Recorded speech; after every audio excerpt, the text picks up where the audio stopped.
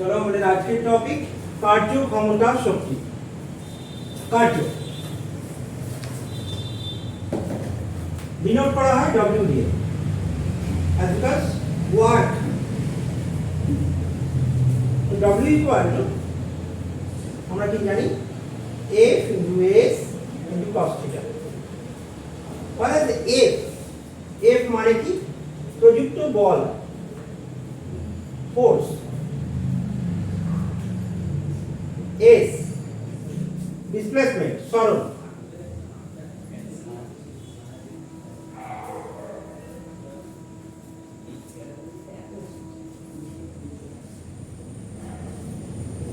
Theta বল ও সরণের মধ্যবর্তী কোণ।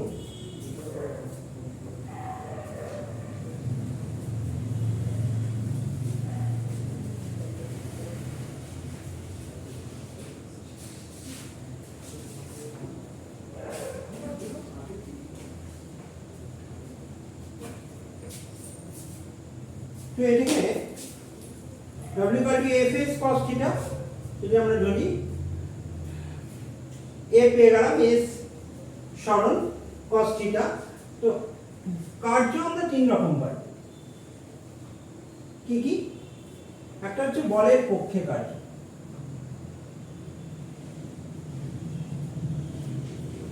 একটা বলের বিপক্ষে কার্য,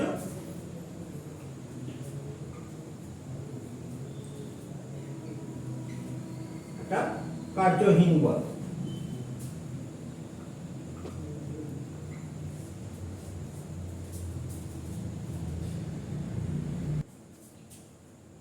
আমরা যখন বলের পক্ষে কার্য বলি, বলের পক্ষে কার্য অর্থাৎ এক্ষেত্রে কি হবে দেখো তোমরা, এক্ষেত্রে বলের প্রয়োগ বিন্দু সরণ যেদিকে হচ্ছে, অর্থাৎ এদিকে বল প্রয়োগ হচ্ছে f, সরণও এইদিকেই হচ্ছে, অর্থাৎ প্রয়োগ বিন্দু সরণ এটা হলো।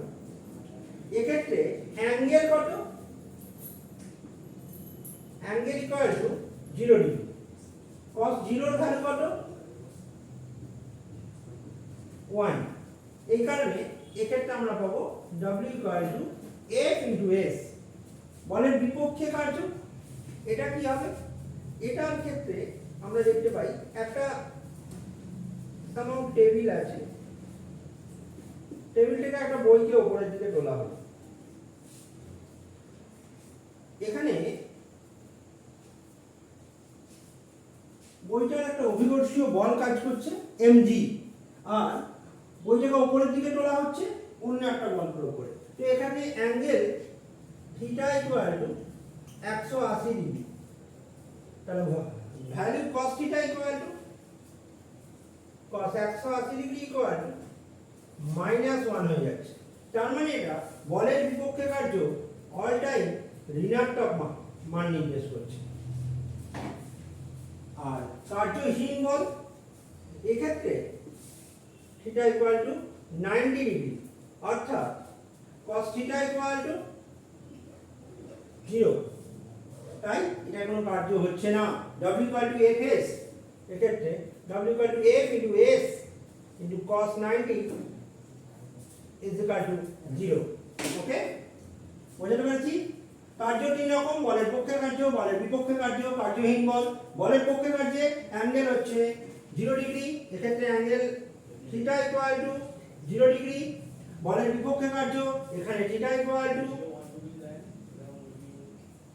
90 ডিগ্রি।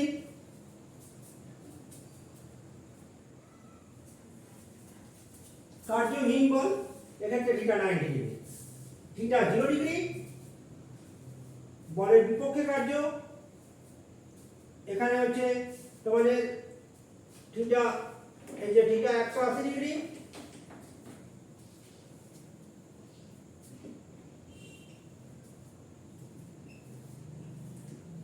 আর কার্যহীন বল থিটা 90 ডিগ্রি। ওকে,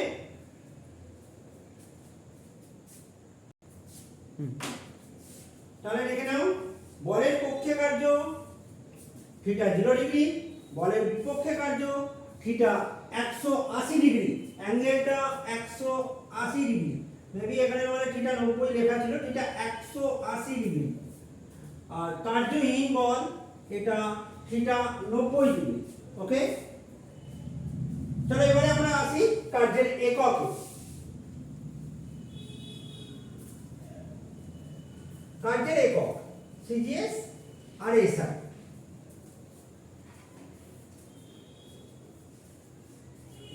কার্যের সিজিএস একক,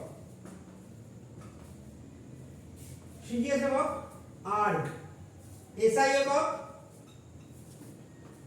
জুল। আর বা জুল, জুল আর আর্গের মধ্যে সম্বন্ধ 1 joule equal to 10 two the power 7 erg. এটা আমাদের কার্যের বেসিক কনসেপ্ট। এরপরে আমরা আসতে পারি ক্ষমতা।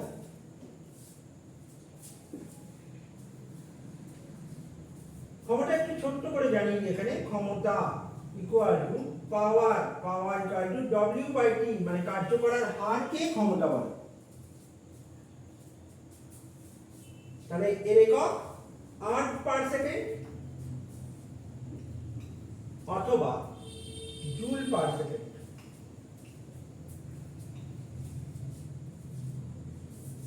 কাজের এবার আমরা আসি কার্যের মাত্রা। কার্যের মাত্রা, মাত্রা কিভাবে নির্ণয় করব? W equal to F into S। F মানে কি? M into A into S, M into V by T into S, M into S by T into 1 by T into S, মানে M L square T to the power -2।